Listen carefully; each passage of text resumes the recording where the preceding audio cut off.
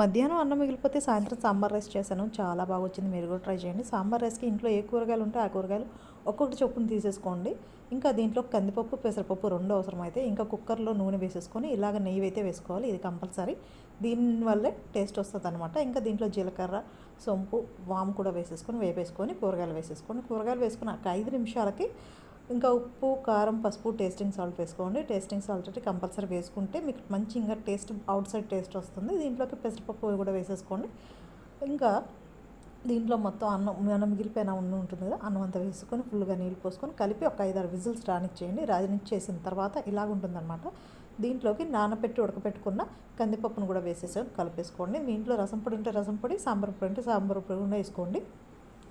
So ఇంకా మొత్తం కలుపుకున్న తర్వాత పచ్చికరివేపాకు అయితే వేసుకోండి, మంచి ఫ్లేవర్ వస్తుంది. దీంట్లోకి 2 స్పూన్ల నెయ్యి యాడ్ చేసుకోండి. నెయ్యి దీంట్లో టేస్ట్ అనమాట. నాకైతే నచ్చింది. మీకు నచ్చితే ట్రై చేసి నా ఛానల్ని సబ్స్క్రైబ్ చేసుకోండి.